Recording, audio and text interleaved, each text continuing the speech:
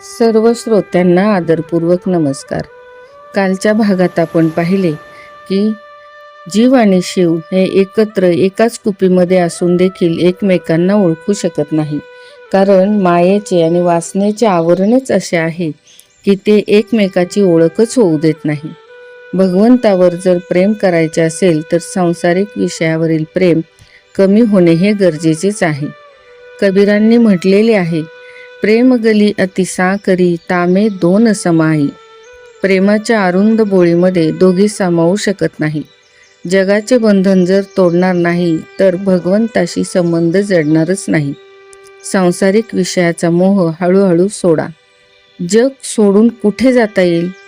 जग सोडण्याची गरज नाही, फक्त विषयाचा मोह सोडण्याची आवश्यकता आहे. एकदा काय झाले, एक चोबेजी मथुरेहून गोकुळात जाण्यास निघाले. नावेत बसून यमुना पार करायची होती आणि चोबेजी भांगेच्या नशेत होते. ते नावेत बसले व फळ्यांनी नाव वलवू लागले.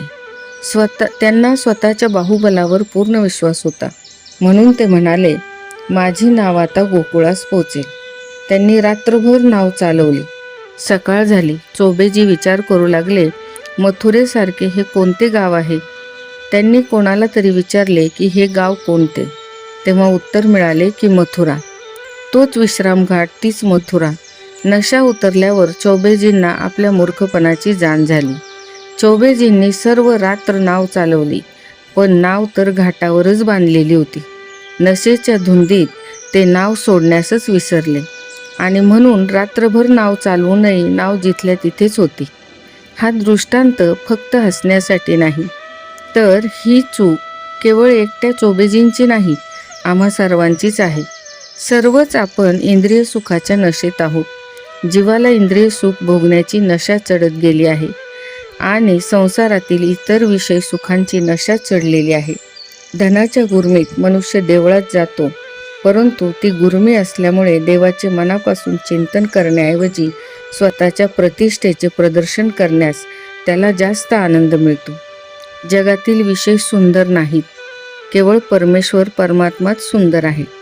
वासनारूपी दोरीने विषयात बांधल्या गेलेल्या इंद्रियांना मुक्त करायला हवे. वासना कुणालाही पुढे जाऊ देत नाही. जशी चोबेजींची नाव ही दोरीने बांधलेली होती, तशी आपली नाव वासनेच्या दोरीने बांधलेली आहे. वासनेचे बंधन जोवर तोडणार नाही, तोवर आपली भक्तीमध्ये प्रगती होऊच शकत नाही. वासनारूपी दोरीने जीवाची गाठ संसाराशी बांधलेली आहे आणि ते सोडण्याचे काम आपल्याला भागवत श्रवणातून करायचे आहे. हृदयात एकही वासना उरली नसेल तरच खरा भक्तीचा आनंद मिळतो. सर्व उत्तम वस्तू भगवंताला अर्पण करणे म्हणजेच भक्ती होय. ज्ञान मार्गात इंद्रियाचा निरोध करावा लागतो, तर भक्ती मार्गात इंद्रिये प्रभूकडे वळवावी लागतात. सुगंध घ्यायचा असेल तर फूल देवाला वाहिल्यानंतर त्याचा सुगंध घ्यावा.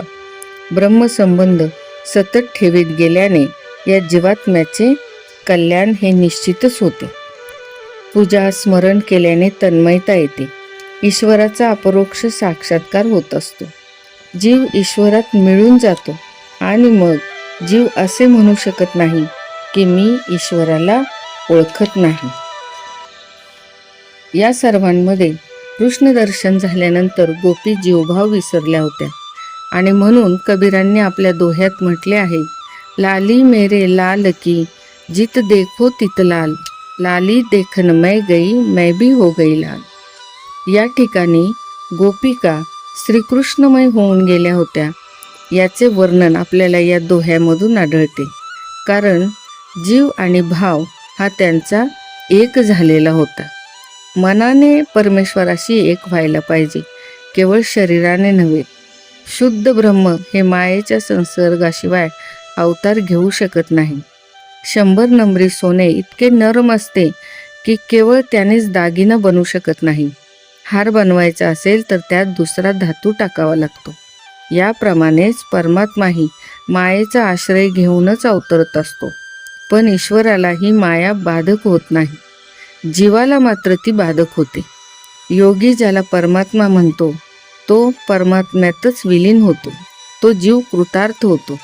भगवंताविषयी प्रेम वाढवायचे असेल तर भगवंताच्या अवतार कथांचे निश्चित श्रवण करावे.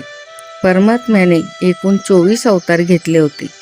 धर्माची स्थापना करण्यासाठी व जीवांचा उद्धार करण्यासाठी हे अवतार धारण केलेले होते. देवाचा अवतार तुम्ही तुमच्या घरी व्हायला हवा, मंदिरात नव्हे. कारण मानवी शरीर हे एक घरच आहे. भागवतात मुख्यतः कृष्णचरित्र सांगायचे आहे, पण ही कथा भागवतात शेवटी येते. भगवंताच्या अवतारांची कथा श्रवण केल्याने खरोखर जीवन सुधारते. भगवंताचे सर्व धर्म जीवनात उतरले तर तोच भगवंताचा अवतार झाला असे समजावे. उद्याच्या भागात आपण पाहूया परमेश्वराचे 24 अवतार.